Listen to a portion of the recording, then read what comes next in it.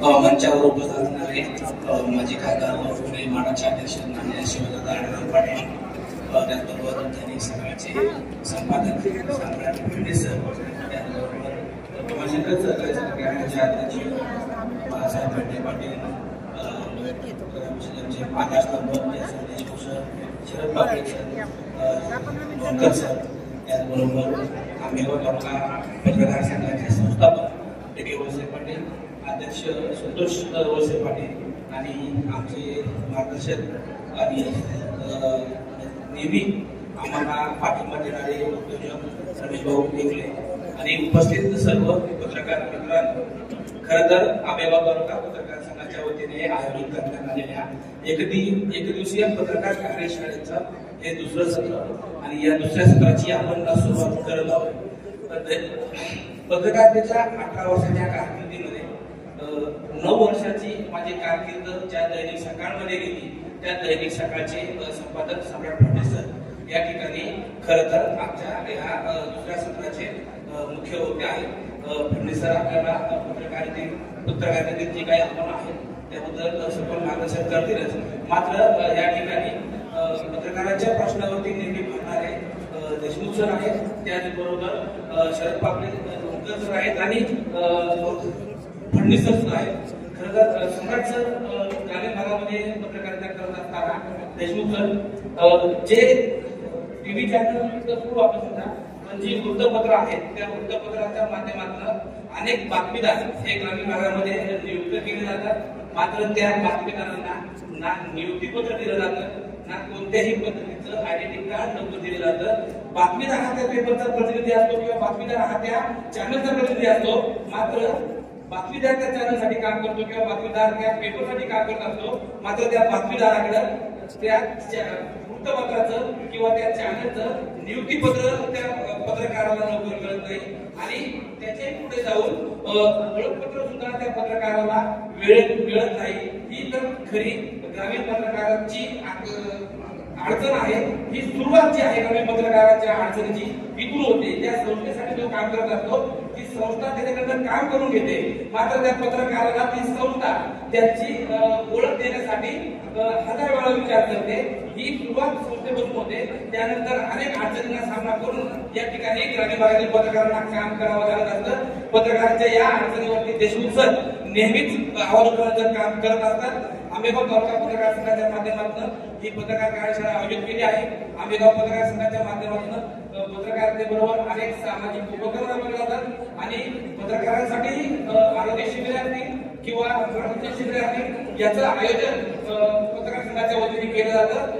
त्याचाच एक भाग म्हणून आजची ही कार्यशाळा आहे आणि या कार्यशाळेच्या दुसऱ्या सत्रात उपस्थित असणाऱ्या सर्वांचं मी शाब्दिक स्वागत करतो. जय हिंद.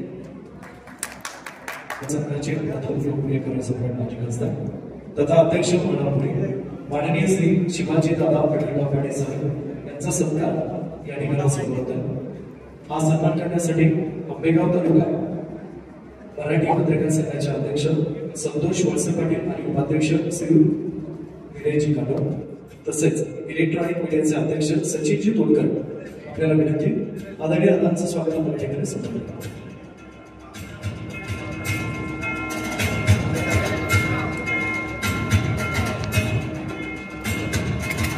कार्याच्या गजरात किंवा विनंती आहे कार्याच्या गजरात दादांचं स्वागत आपण करूया. यानंतर एक सत्राचे संपादक होते माननीय सम्राट भिडे साहेब यांचा सत्कार या ठिकाणी संपन्न होते.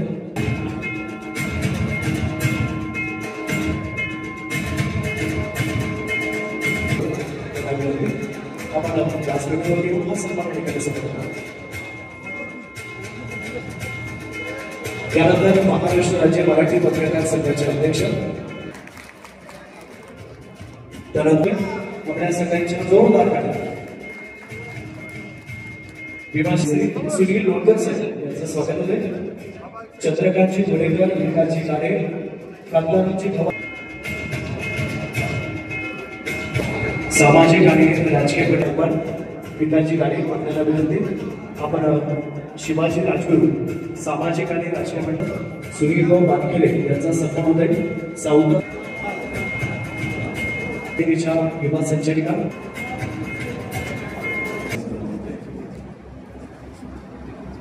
गेली अनेक वर्षापासून ही पत्रकार कार्यशाळा आपल्याकडे होते. मी पहिल्यांदाच या कार्यशाळेला उपस्थित आहे. खरं तर आपलं प्राथमिक शिक्षण, माध्यमिक शिक्षण, पुढं कॉलेजचं शिक्षण पूर्ण झाल्यानंतर कायद्याचं शिक्षण घेतल्यानंतर म्हणजे मी LLB सिम्बायसिस महाकॉलेजमधून केलं. त्याचप्रमाणे LLMचं शिक्षण भारतीय विद्यापीठातून केलं. आपण जसे सगळे पत्रकार आहात तसा मी पत्रकारितेचा सुद्धा जर्नलिझमचा कोर्स हा टिळक महाराष्ट्र विद्यापीठातून केला. मी आल्यानंतर DK सरांना बोललो. या कार्यक्रमाच्या निमित्तानं कातरपुरी जिल्हा दूध उत्पादक संघाचे चेअरमन, सहकारी मित्र आदरणीय ॲडव्होकेट स्वप्नील भैया अंधळे यांचं सुद्धा या ठिकाणी आगमन झालं आहे. त्यांचं सुद्धा आपण टाळ्याच्या गजरामध्ये या ठिकाणी स्वागत करावं. खऱ्या अर्थानं आमच्या काही पत्रकारांनी वेगवेगळ्या विषयांवर काही लिखाण केलं तर मी एकंदरीत पत्रकारितेचा काही प्रश्न त्यांना विचारण्याचा प्रयत्न करत असतो. म्हणजे दर्पणकर बाळशास्त्री जांभेकरांची जयंती कधी, त्यांचा जन्म कधी झाला, कुठं झाला, किती काम केलं, आताचे बाकीचे सगळे पत्रकार जर काही पाहिलं फक्त पत्रकारितेवरच आपल्या सगळ्या गोष्टी चालतात अशा काही गोष्ट नाही. इतरही उपजीविकेच्यासाठी आपल्याला काही ना काहीतरी उद्योग व्यवसाय करावा लागतो. त्यामुळे अशा पद्धतीची सखोल माहिती आपल्याला त्या ठिकाणी राहत नाही. तर या ठिकाणी येत असताना मी सुद्धा थोडीशी तयारी करूनच आलो. आपल्यालाही पाहायला असेल की बाळशास्त्री जांभेकर यांनी दर्पणकार म्हणून आपण त्यांना ओळखतो. मराठीतलं पहिलं वृत्तपत्र त्यांनी सुरू केलं आणि समाजामध्ये त्या काळामध्ये ब्रिटिश राजवटीमध्ये जे काही अन्याय, अत्याचार, बाकीच्या सगळ्या गोष्टी होत्या त्या सहज साध्या सोप्या भाषेमध्ये आपल्या मराठी भाषेतील लोकांना कळाव्या आणि त्याचबरोबरीने आपल्या परिसरामध्ये किंवा आपल्या भागामध्ये ज्या अनिष्ट परंपरा, रूढी ज्या समाज हिताच्या दृष्टीनं घातक आहेत याचे सुद्धा विवेचन त्यांनी पत्रकारितेच्या माध्यमातून त्या ठिकाणी मांडलं. इतरही लोकांना त्या ठिकाणी पत्रकारांना चांगलं व्यासपीठ मिळावं, चांगल्या पद्धतीचं आकलन व्हावं आणि समाजामध्ये चांगल्या पद्धतीनं काहीतरी मांडता यावं या दृष्टीने त्यांनी ग्रंथालयाची उभारणी केली, ज्याचा उपयोग ग्रंथालयाच्या माध्यमातून आपल्या पत्रकारांना अधिक विकसित कशा पद्धतीने करता येईल हा त्यांचा त्या निमित्तानं प्रयत्न राहिलेला आहे. माझं एवढंच म्हणणं असतं की पत्रकारांनी सुद्धा एखादी बाजू आपण मांडत असताना त्याची दुसरी बाजू सुद्धा थोडीशी समजून घेतली पाहिजे. योग्य काय आहे याचं सुद्धा त्या ठिकाणी मांडता आलं पाहिजे. कारण बऱ्याच वेळा आपण सगळेजण पाहतो की समाज व्यवस्थेमध्ये काम करत असताना राज्यकर्ते असतील किंवा पत्रकार असतील की त्या समाज व्यवस्थेची दोन रचना असलेली सांगेल. चांगलं काय, वाईट काय, नेत्याच्या दृष्टीनं आपल्या समाजाला पुढे घेऊन जाण्याची भूमिका नेते मंडळी रात्रंदिवस त्या ठिकाणी काम करतात. रोज आपल्याकडून रोजच चांगलं घडेल नेहमी प्रयत्न तसाच असतो. परंतु एक छोटीशी गोष्ट जी चूक आहे ती अनावधानानं जर त्याच्या तोंडून गेली किंवा त्याच्या कृतीतून जर घडली तर मीडिया तीच गोष्ट उचलून धरतो आणि एखाद्या राज्यकर्त्याचा राजकीय वनवास त्या ठिकाणी सुरू होतो. 26 अकराचा प्रश्न आपण पाहिला असेल, प्रसंग पाहिला असेल. RR पाटील जिल्हा परिषदेच्या शाळेतून शिकले. मुंबईला गृहमंत्री किंवा उपमुख्यमंत्री म्हणून काम करत असताना सुद्धा हिंदी किंवा इंग्रजीवर तेवढं प्रभुत्व नसल्यामुळं पत्रकारांनी हिंदीत प्रश्न विचारला आणि त्या प्रश्नाचं उत्तर देताना त्याचा हेतू व्यवस्थित होता, परंतु ते हिंदीमध्ये मांडताना व्यवस्थितपणाने मांडलं गेलं नाही. म्हणून एखाद्या राजकीय नेत्याला त्या ठिकाणी शासन झालं. बऱ्याच वेळा 26 अकराचा प्रसंग झाला राजवर त्यावेळेस हल्ला झाल्यानंतर इतर देशांमध्ये असा प्रकारचा हल्ला जर झाला, कोणत्या रूममध्ये कोण आहे, कोण कोणत्या लॉबीतून कळतंय असं कधीही इतर देशांमध्ये कधी दाखवलं जात नाही. पण आपल्या पत्रकारांना इतकी मोठी घाई असते की जे पहिलं आम्ही कसं दाखवतोय, परंतु त्याचा दुरुपयोग अतिरेक्यांनी ते बसल्या जागेवर कोण कुठे हे त्यांना त्या ठिकाणी कळालं. आणि त्यामुळे आपण सुद्धा काम करताना एका चौकटीत काम करणं गरजेचं असतं. त्याचं समाज हिताला किंवा देश हिताला कुठं बाधा होणार नाही या दृष्टीने सुद्धा काम केलं पाहिजे. बऱ्याच वेळा व्यावसायिक वाढलेले आणि त्यामुळं एखादी गोष्ट नाही मिळाली. बऱ्याच वेळा सम्राट साहेब आम्हाला, फडणवीस साहेब आम्हाला एवढंच तुम्हाला सांगायचं, आम्ही बघायला आमचे सगळे पत्रकार, मग एखादी बातमी एखादी जाहिरात नाही मिळाली तर त्यांचा दुसरा फोटो कुठेतरी संस्थांवर राहतो. नाही आम्हाला टार्गेट दिलेलं करून तेवढ्या पद्धतीने पूर्ण झालंच पाहिजे. पण समाज हिताच्या दृष्टीनं तुम्ही आधी काहीतरी वेगळं व्यापक मांडलं पण पाहिजे. जुन्या काळात जसे समाज सुधारक होऊन गेले, आपण त्यांची जयंती पुण्यतिथी आज तर शहीद दिन आहे. म्हणजे भगतसिंग, सुखदेव, राजगुरू यांना लाहोरच्या तुरुंगामध्ये संध्याकाळच्या वेळेस त्या ठिकाणी फाशी देण्यात आलेली होती. फाशीची शिक्षा ही फक्त, फाशीची सजा ही फक्त सकाळी दिली जाते. इतिहासामध्ये अशी गोष्ट आहे की ती फक्त संध्याकाळच्या वेळेस दिली गेली, या राष्ट्रपुरुषांना दिली गेली. आजही संध्याकाळी मनसरला त्याच्या स्मृतीप्रित्यर्थ इथं आपल्याला एक कार्यक्रम आहे. अशा अनेक गोष्टींचा ज्यावेळेस उल्लेख सांगता येईल त्यावेळेस खऱ्या अर्थानं आपण सुद्धा समाज हिताच्या दृष्टीनं आधी कसं काम करता येईल, कशा पद्धतीनं समाजाला चांगल्या पद्धतीनं प्रेरणा देता येईल. समाज सुधारकांची आपण अनेक उदाहरणं सांगतो. लाला लजपत राय यांनी त्या ठिकाणी लढा दिला, चलिजाऊचा लढा दिला, बाकीच्या गोष्टी, सायमन कमिशन, बाकीच्या सगळ्या गोष्टी आपल्याला जसं सांगता येईल तसं प्रत्येक राष्ट्रपक्षाने जे जे काम केलं तसं आज समाज व्यवस्थेमध्ये पत्रकार हा समाज सुधारकच आहे. त्यांनी समाजाच्या हिताच्या दृष्टीनं आणि चांगल्या गोष्टी टिकण्याच्या दृष्टीनं अधिक काम केलं पाहिजे. बऱ्याच वेळा राजकीय हव्यासापोटी कधीतरी एखादा विरोधक एखाद्या संस्थेचा आरोप करतो, एखाद्या कोणत्या गोष्टीला टार्गेट करण्याचा प्रयत्न करतो. परंतु आदरणीय ह्या तालुक्याचा इतिहास जर पाहिला, अण्णासाहेब पाटीलच्या पासून जर आपण सगळं पाहिलं तर प्रत्येक राज्यकर्त्यांनी या तालुक्याला सर्वांगीण विकासाच्या बाबतीत पुढे घेऊन जाण्याची भूमिका घेतली. 1990च्या सालाच्या नंतर आदरणीय आमदार वळसे पाटील साहेब असतील, शिवाजीदादा असतील यांनी संस्था उभ्या केल्या आणि समाजामध्ये जाताना हेच गोष्ट सांगितली किंवा त्याच्या सगळ्या कार्यकर्त्यांनी गोष्ट सांगितली, संस्था आपल्या घरच्या नाहीये, परंतु हे संस्थेचं विश्वस्त म्हणून आपण ज्यावेळेस काम करतो त्यावेळेस या संस्थांना अगदी काचेच्या भांड्यासारखं आपण तळ हाताच्या फोडाप्रमाणे त्या ठिकाणी जपलेलं आहे. परंतु कोणीतरी एखादा विरोधक त्या ठिकाणी कुठंतरी झुंजवायचं काम करतो आणि ते मीडियाच्या माध्यमातून कुठंतरी त्याची झुंज लावून द्यायचं आणि ती गंमत पाहायची. तुम्हाला सुद्धा सत्य मांडता आलं पाहिजे, सत्याच्या बाजूने व्यवस्थितपणाने विचार करता आला पाहिजे. जो कारखाना देशामध्ये एक क्रमांकाचा येऊ शकतो त्याचा एकाच नाही 7 वेळा त्यांना पुरस्कार मिळालेला आहे सोलापूर साखर कारखान्याचा. आणि 24-25 वर्षामध्ये 28 पुरस्कार, भारतीय शुगर लीग आम्हाला पुरस्कार दिला, महाराष्ट्राने एक पुरस्कार दिला, असे 29 पुरस्कार एखाद्या कारखान्याला मिळाल्यानंतर एका दीपस्तंभासारखं एवढं मोठं काम भीमाशंकर कारखान्याने उभं केलं. शिवाजीदादा सुद्धा कारखान्याचे अध्यक्ष म्हणून त्यांनी काम केलेलं आहे. आणि म्हणून राजकीय एखादी गोष्ट वेगवेगळ्या रस्ते तरी पकडले.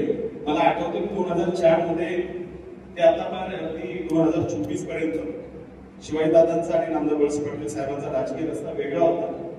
परंतु जी संस्था आपण आपली तळ हाताच्या फोडाप्रमाणे ज्यावेळेस उभी केली त्या संस्थेमध्ये कधी राजकारण करायचं नाही, कधी पॅनल उभं केलं नाही, कधी त्या संस्थेवर कधी चुकीचे आरोप केले नाही, कधी नाहक कोणाला टार्गेट करण्याचा प्रयत्न केलेला नाही.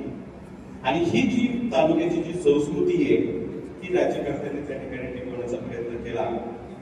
एवढं चांगलं मोठं मन असणारे राज्यकर्ते नेहमी मोठ्याच पदावर जातील. आणि म्हणून जसं लोकसभेला पराभव स्वीकारावा लागल्यानंतर सुद्धा देवेंद्र फडणवीस साहेब असतील, एकनाथराव शिंदे साहेब असतील, अजितदादा असतील, यांनी गृहनिर्माणचं महामंडळाचं अध्यक्षपद शिवाजीदादांना दिलं. कारण माणूस कामाचा माणूस आहे, अशा माणसाला ज्यावेळेस एखादी संधी मिळते. मला हे सगळं सांगण्याच्या पाठीमागं तुम्ही समाजातले राज्यकर्त्यांचे आणि समाजातले दुवा आहे. आणि त्यामुळं जे सत्य आहे ते सत्याच्या पद्धतीनं आपल्याला आपल्या विचारांची मांडणी त्या ठिकाणी करता आली पाहिजे. बऱ्याच वेळा या सगळ्या गोष्टींमध्ये पत्रकारांचा रोल हा ठीक आहे, एखादी गोष्ट चुकत असेल तर ती 100% मांडली पाहिजे. परंतु चूक नसताना सुद्धा तुम्ही एखाद्याला आरोग्याच्या केंद्रात उभं करत असाल तर आपण सुद्धा पत्रकारिता किती प्रामाणिकपणाने आणि किती सुचवणीने करतो याचा सुद्धा थोडासा विचार या निमित्तानं होणं गरजेचं आहे. खरं तर ग्रंथालय जसं दरवर्षीची ही कार्यशाळा होते, मी मगाशी जसं सांगितलं तसं मी पहिल्यांदा या कार्यशाळेत आलो.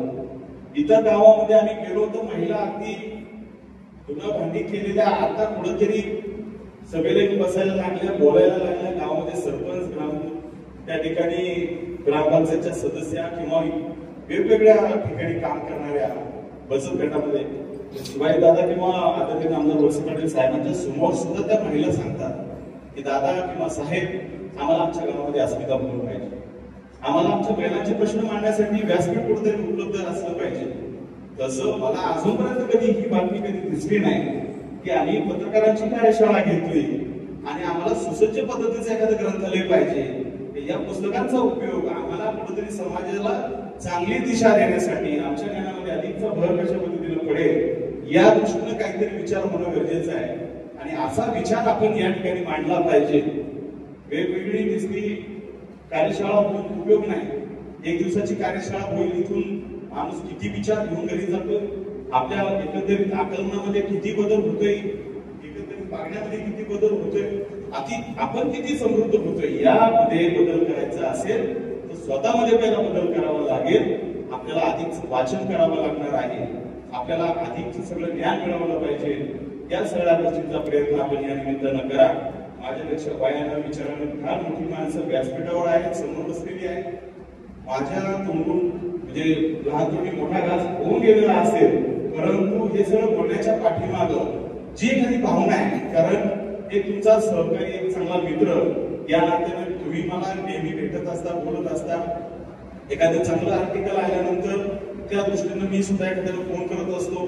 परंतु फक्त आपण ज्या पेपरमध्ये, न्यूज पेपरमध्ये काम करतोय, ज्या न्यूज चॅनलला काम करतोय, त्याला फक्त जाहिरातीपुरता आपला वापर नाही झाला पाहिजे. तर आपला उपयोग हा समाजामध्ये लोकांचे डोळे व्यवस्थित उघडण्यासाठी आणि एक चांगल्या पद्धतीने दिशा देण्यासाठी झाला पाहिजे. एवढीच भावना या निमित्ताने व्यक्त करतो. अधिक काही न बोलता आपल्या या सगळ्या चांगल्या उपक्रमाला पुन्हा एकदा मनापासून शुभेच्छा देतो. आणि डॉक्टर स्वप्नील भैया गंभीरे यांचं स्वागत या ठिकाणी संपवत आहे. हे स्वागत करण्यासाठी पत्रकार संघाचे तालुका अध्यक्ष संतोष वळसे पाटील आणि इलेक्ट्रॉनिक मीडियाचे तालुका अध्यक्ष सचिनजी तोडकर यांना दुसऱ्या सत्रातले प्रमुख पाहुणे ॲडव्होकेट स्वप्नील भैया गंभीरे यांचा सत्कार होते. टाळेच्या गजरात भैयांचं आपण स्वागत करूया.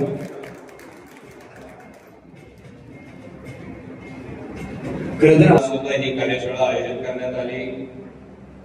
अगोदरच्या सत्रामध्ये झालेलं सर्व मार्गदर्शन आणि नंतरच्या सत्रातले मार्गदर्शनाची झालेली सुरुवात आमचे व्हाईस चेअरमन प्रदीपदादा वळसे पाटील यांनी तसं पाहायला गेलं तर आज पडक्यातपणे जरा सुंदर असं भाषण करून काहींना रुचलं असेल, काहींना रुचलं नसेल, परंतु सांगण्याचा प्रयत्न केलेला आहे. शेवटी अलीकडच्या काळामध्ये पूर्वी फक्त न्यूजपेपर असायचा आणि न्यूजपेपरच्या बातम्या ज्या असायच्या त्या टीव्हीच्या बातम्या कधीतरी टीव्हीच्या दूरदर्शनच्या माध्यमातूनच बातम्या असायच्या. नाही तर सगळ्यात महत्वाचं जे लोकांपर्यंत पोहोचण्याचं जे साधन होतं ते न्यूजपेपर हेच होतं. आणि न्यूजपेपरच्या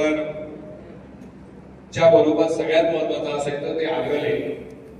आणि ह्या अग्रलेखातून ज्यावेळेस अग्रलेख आवर्जून वाचले जायचे आणि या अग्रलेखातून खऱ्या अर्थाने आपलं वेगळं प्रबोधन किंवा काही सत्य परिस्थिती सगळी समाजापुढे आणण्याचं काम पेपरच्या माध्यमातून होत होतं. अजूनही होतंय, चांगले चांगले अग्रलेख आले, परंतु अलीकडच्या काळामध्ये व्हॉट्सअप असेल किंवा सोशल मीडियाच्या माध्यमातून थोडस त्याचा जो वर्ग आहे वाचणारा, कारण की आमच्या वयापर्यंत किंवा बाकीच्या वयापर्यंत ते 50-60 पर्यंतचे वर्ग जो होता तो पेपर अग्रलेख हा वाचणारा होता. अलीकडच्या काळातला जो वर्ग आहे, जो तरुण वर्ग आहे, हा सगळा व्हॉट्सअप मीडिया किंवा फेसबुक या माध्यमातूनच बऱ्याचशा गोष्टी पाहत असतो. पेपर वाचायला खूप लोक कमी पडलेले आहेत. पण तरी सुद्धा नवीन नवीन त्याच्यातून प्रयोग करण्याचं काम होतं. आणि या सगळ्या माध्यमातून ग्रामीण भागामध्ये खूप खोलवरपणे काम करत असताना आमचे हे पत्रकार मित्र सुद्धा खूप कष्ट करतात. खूप त्यांना सुद्धा पूर्वीच्या काळात खूप अडचणी असायच्या. ठीक सांगायचे की कुठे कुठे आम्ही पत्रकारिता करत असताना माझ्याकडे 2-3 तालुके असायचे. एसटीची सोय होती, कुठं लवकर फॅक्सवर सुद्धा जायचं नाही, मोबाईल फोन तर कधी लागायचे नाही. अशा पद्धतीने बातम्या देण्याचं काम पूर्वीच्या काळामध्ये झालं.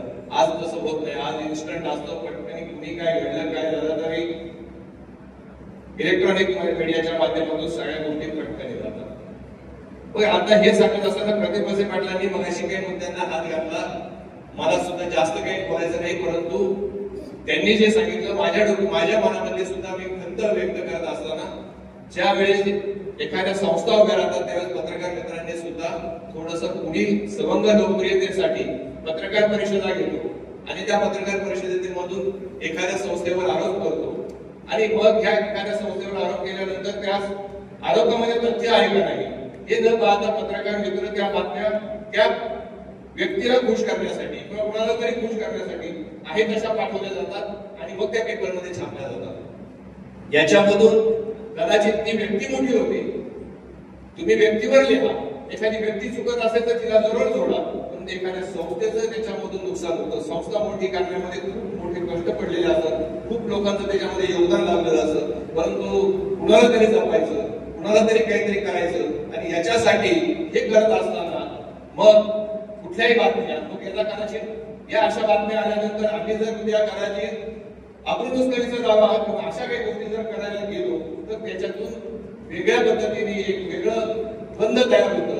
माझी या दृष्टिकोनातून सर्व पत्रकार मित्रांना अशी विनंती आहे, देत असताना आपण बातम्या द्या, बातम्या देणं गरजेचं आहे, परंतु एखाद्या गोष्टीची सत्यता पण कळवा, त्याचे काहीतरी कागदपत्राचे पुरावे पण कळवा.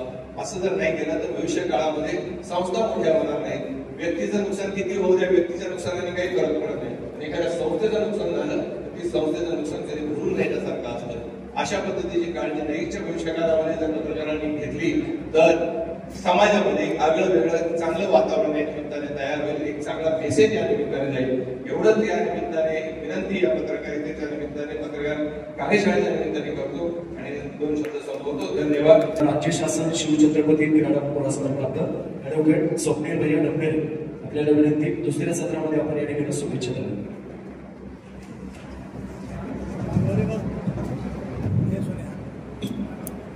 आपल्या सर्वांचे आभार मानतो, त्यांनी मला इथं बोलण्याची संधी दिली, तर मला आमंत्रित केले. आपल्यापैकी काही लोक जाणत असतील राजकारण किंवा पुणे जिल्हा परिषदेचं अध्यक्षपद हे माझं क्षेत्र नव्हतं.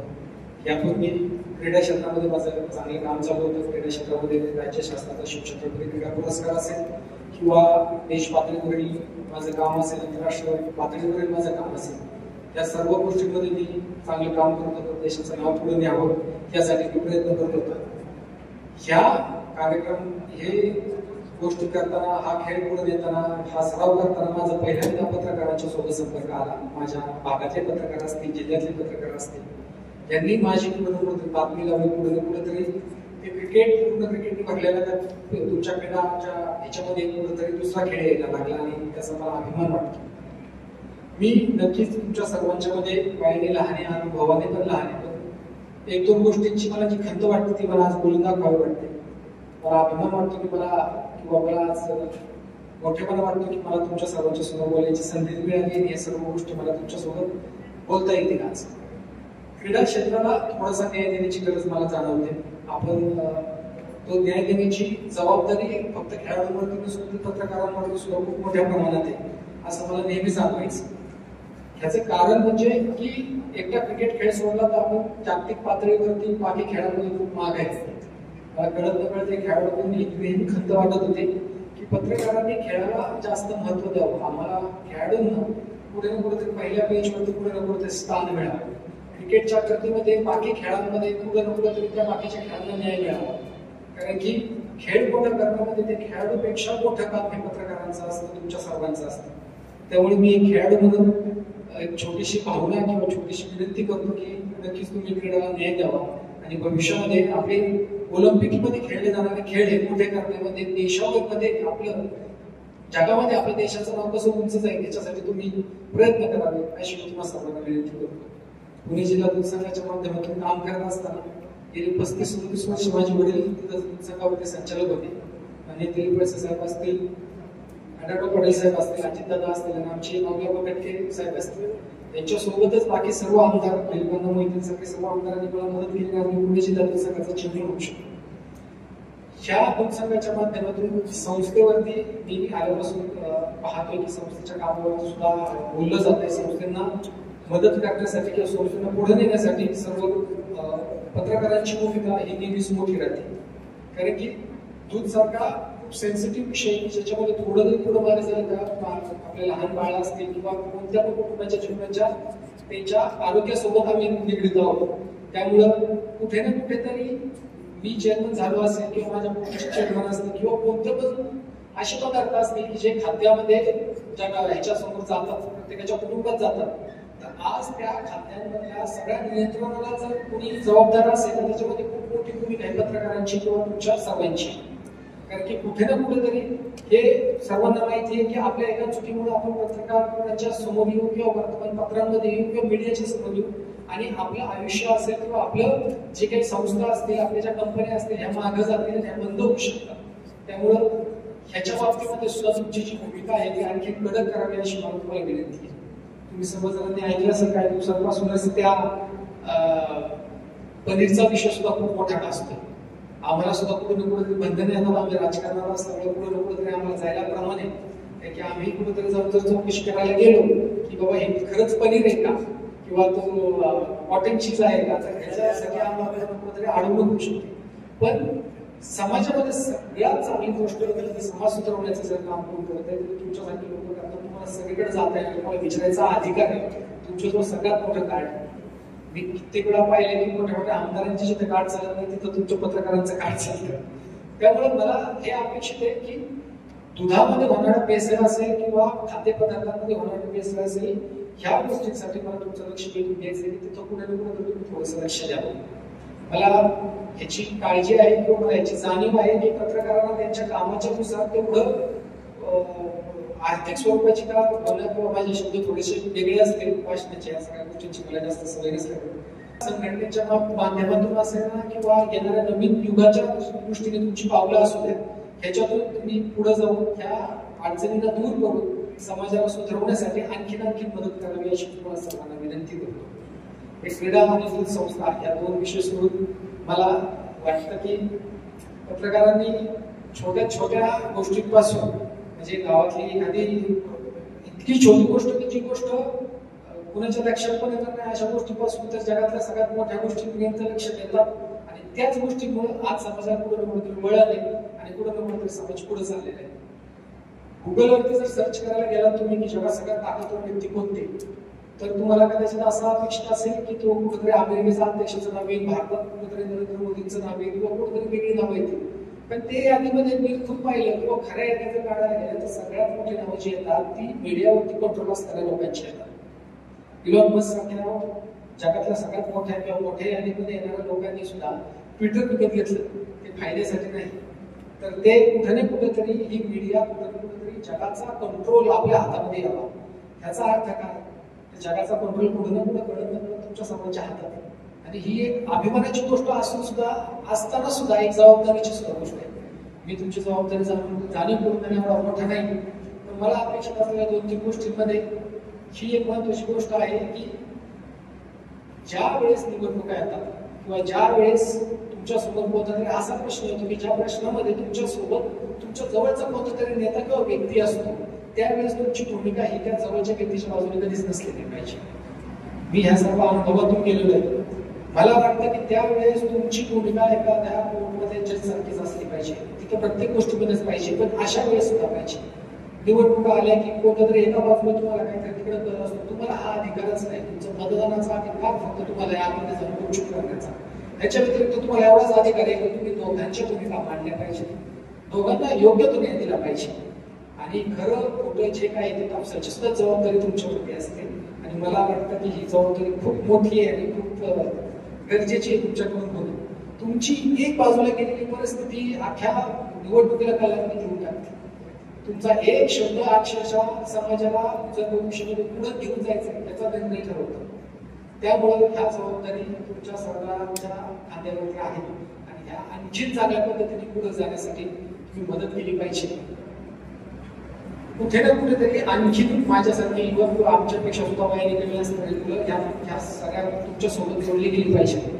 कारण की आज खूप गरज आहे तुमच्या सगळ्या तुमच्या सोबत किंवा पत्रकारितेमध्ये चांगल्या चांगल्या लोकांची येण्याची, आणि ती चांगली लोक समाजाला पुढे घेऊन जाऊ शकतात. हे तिथं कुठं ना कुठेतरी आलं पाहिजे.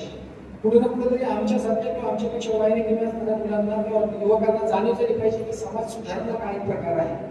महात्मा गांधी असतील किंवा लोकमान्य टिळक असतील यांची नावाची कोरली गेली, ही कोरली गेली तर ती कोणत्या काळामध्ये कोरली गेली त्यावेळेस त्यांनी समाज सुधारणा कशी केली होती. आज समाज सुधारणा जर करायची तर त्याच्यासाठी तुमच्यासारखे रोड फक्त शिल्लक आहे. आमच्यासारख्या मुलाला तर राजकारणाचं नाव दिलं जातं, तर मला वाटतं की तुमच्यासारख्या रोडनीच समाज सुधारू शकतो, पुढे जाऊ शकतो. कळत न कळत होणाऱ्या शब्दांच्या चुकीसाठी परत एकदा माफी मागतो. आपल्या सर्वांचे आभार मानतो.